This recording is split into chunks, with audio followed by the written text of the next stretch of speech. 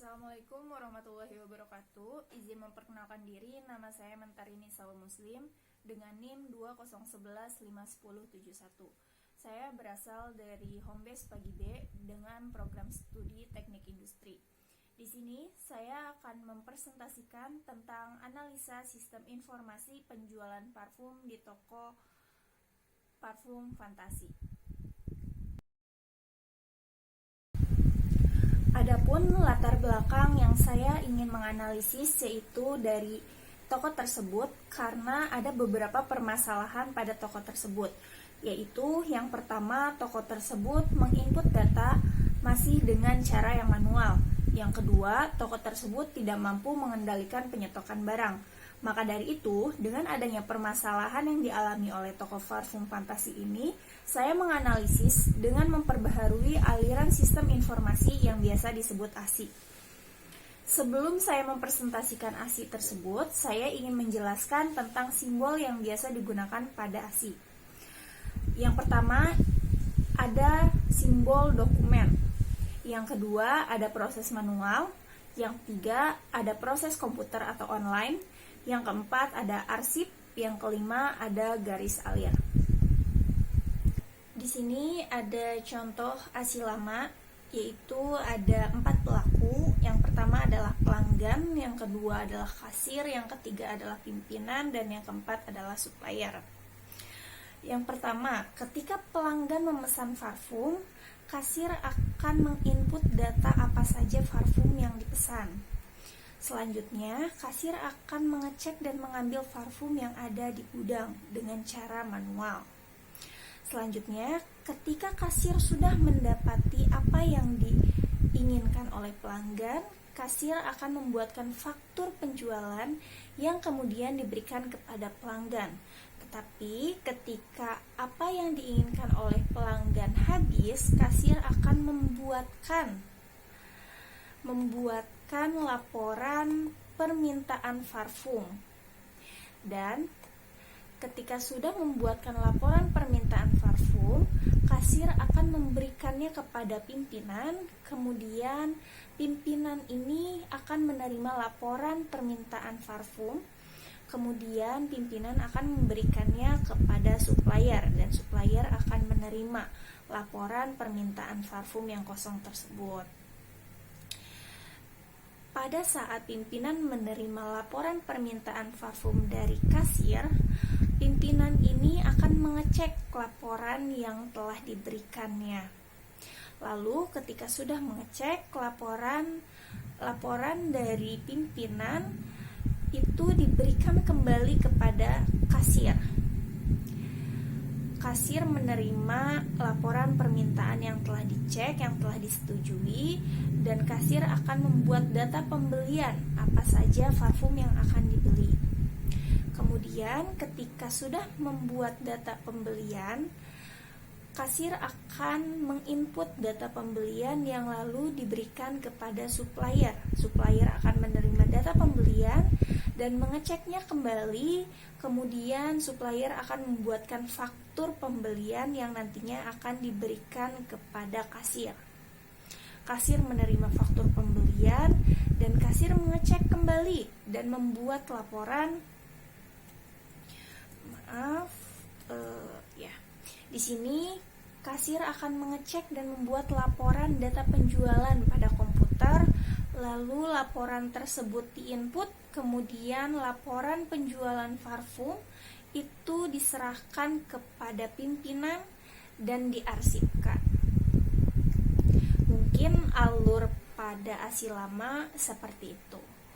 Kita lanjut masuk ke ASI baru. Dari ASI lama yang saya analisis, saya mendapatkan ASI baru, yaitu seperti ini. Masih ada 4 pelaku. Yang pertama adalah pelanggan, yang kedua kasir, yang ketiga pimpinan, dan yang keempat ada supplier. Di sini flow-nya adalah yang pertama itu dimulai dari kasir. Ketika kasir mendata parfum. Kasir mendata parfum apa saja yang masih banyak dan parfum yang sudah habis dan yang akan hampir habis. Ketika kasir sudah membuat data parfum mana saja, kasir akan membuat laporan data parfum yang nantinya juga akan diarsipkan.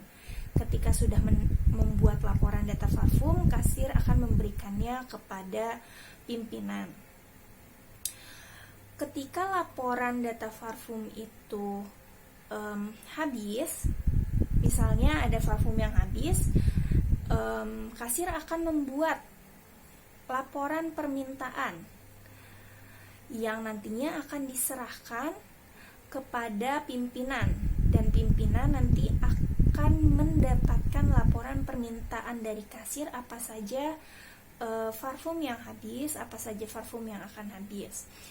Ketika yang habis itu akan dibuatkan permintaan, dan dari pimpinan akan diberikan kepada supplier.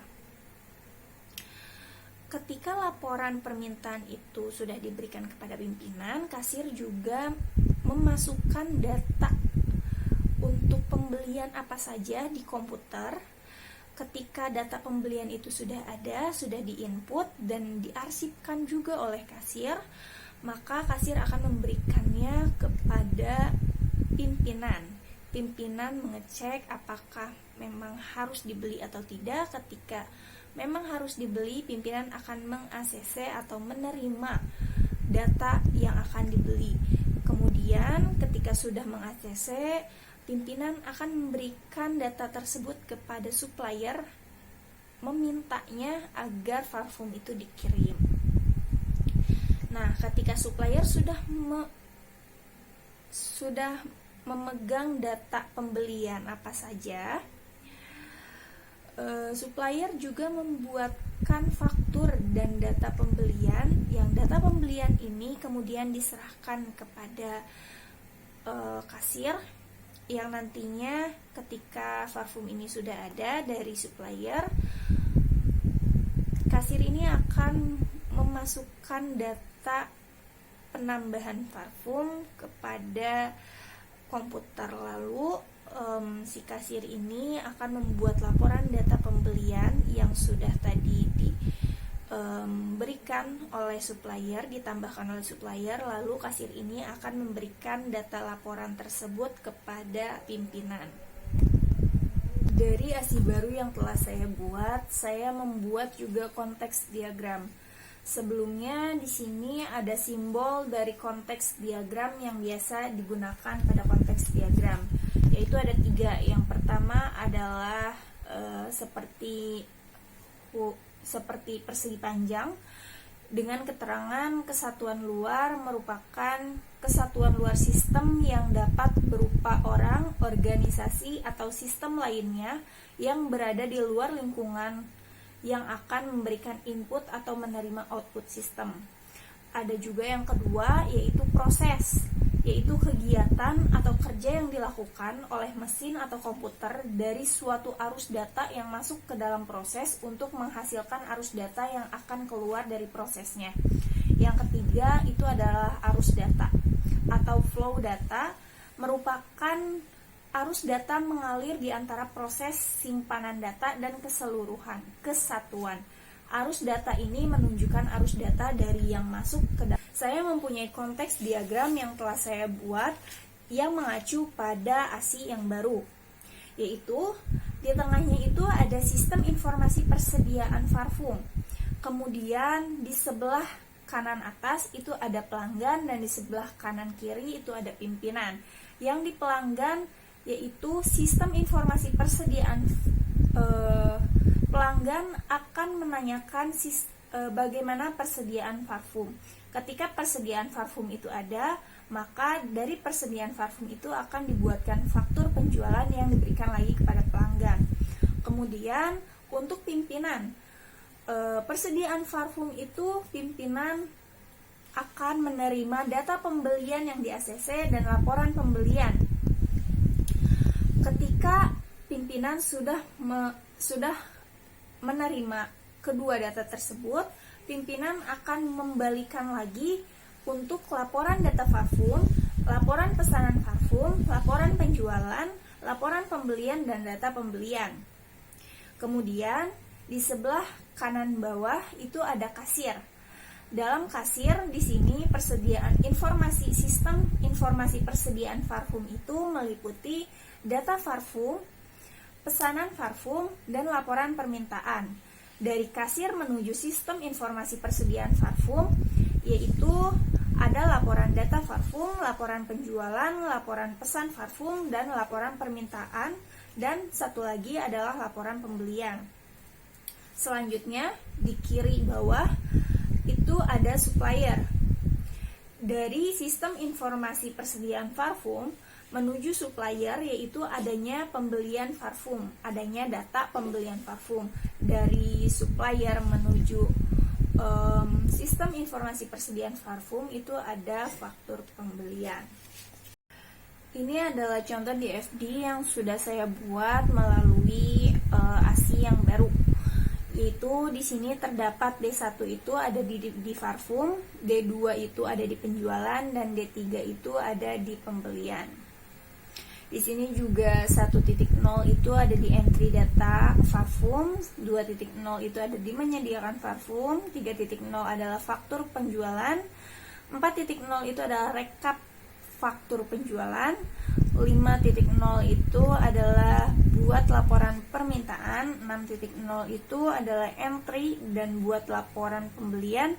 Selanjutnya ada ACC data pembelian, dan yang selanjutnya menyerahkan data pembelian, dan yang terakhir adalah penambahan parfum. Mungkin ini DFD yang bisa saya buat dari ASI baru. Baik, mungkin cukup sekian presentasi yang bisa saya sampaikan untuk memenuhi UAS mata kuliah Sistem Informasi Manajemen. Saya berharap segala kekurangan, baik dari kata maupun kekurangan pengetahuan, bisa dimaafkan. Saya Mentari mengucapkan maaf dan terima kasih.